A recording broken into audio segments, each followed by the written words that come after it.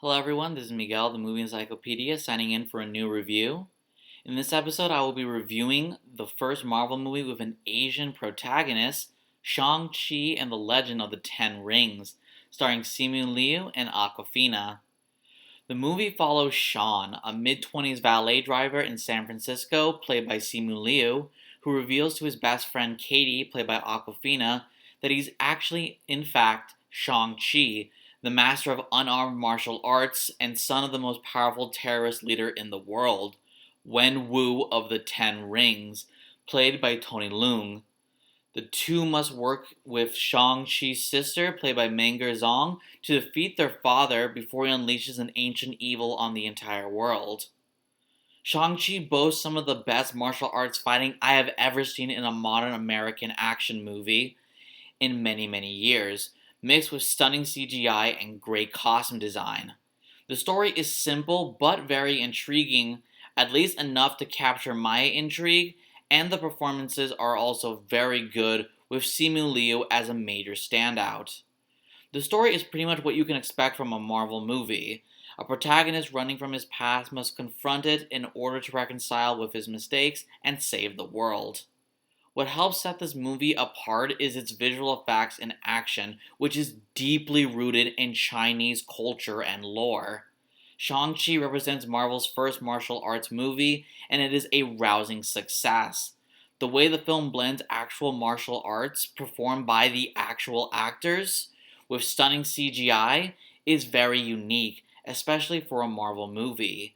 I really love the Chinese-inspired visual effects and the dedication of the actors to learn and perform their own martial arts stunts on screen. It really created an immersive experience within the story and created one of the most unique-looking Marvel movies I have ever seen. The characters are pretty great, however there were a few disappointments worth mentioning. Shang-Chi's sister, Lai Ling, never felt anything more than a supporting character, and I wish the film had spent more time with Shang-Chi's sister in order to flesh her out. Same thing with the villain Razor Fist. Hopefully the sequels will flesh out these characters more, but that might be a while. And as of now, those characters felt very stale and felt like they didn't even serve much of a purpose in the film, except for possibly setting up a sequel. However, my favorite aspect of this movie had to be hands down the performance by Simu Liu as Shang-Chi. In the first two acts of the movie, despite Shang-Chi's bravado, humor, and badass moves, there's so much sadness in his eyes as he deals with his past and his own emotional trauma. Then Shang-Chi picks himself back up and realizes his full potential so he can defeat his father in the third act. The tension between Wen Wu and Shang-Chi feels very well earned by the third act, thanks to Tony Leung's performance. He may be a run-of-the-mill bad guy, but his motives are so emotionally driven that you can't help but feel pity for him. He was once a good man, but a terrible loss that both he and Shang-Chi experienced changed Wen Wu into a madman, but deep down, he still has a lot of love for his long-lost children. The last character I want to talk about in this movie is Awkwafina's Katie. Superhero movies are famous for having hilarious sidekicks and beautiful love interests. There are so many to mention it's impossible to list them all. Shang-Chi, on the other hand, is the first superhero movie I have ever seen to have one actress play both in the same character, the love interest, and the comedic sidekick, and that is Awkwafina's Katie. The character is absolutely hilarious and batshit crazy, which is pretty much classic Awkwafina right there. But she's also a beautiful young woman who has great chemistry with Simu Liu's Shang-Chi. She's easily the best cast actor in the entire film, and Awkwafina really brings in a new depth to female characters in the Marvel Universe. And yet, despite that, she still surprised me in how she balanced humor and drama.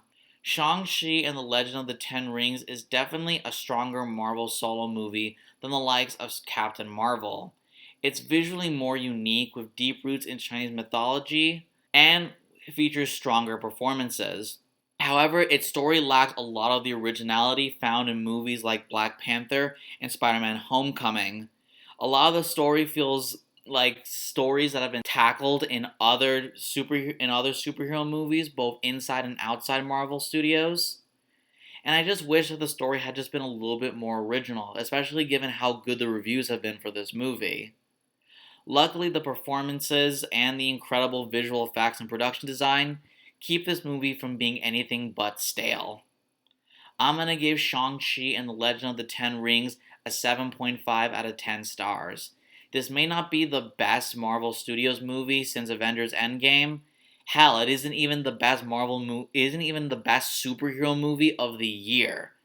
But it is definitely one worth watching, especially if you're a fan of Chinese culture represented in cinema, martial arts movies, and of course, Marvel superhero movies. Well, that's it for today's episode. Thank you all for watching. If you like this episode, make sure to subscribe to my channel. Comment what you thought of this video and make sure to share with friends. Make sure to follow Miguel the Movie Encyclopedia on Facebook, Instagram, and Twitter to get updates on new episodes and geek culture news. Speaking of which, if you want to hear me talk about geek culture, including movies, TV shows, and video games, check out the Movie Encyclopedia podcast. You can find it on Spotify, Apple Podcasts, wherever you find your podcast episodes. I post episodes monthly talking about the biggest geek culture announcements and reviews of the previous month.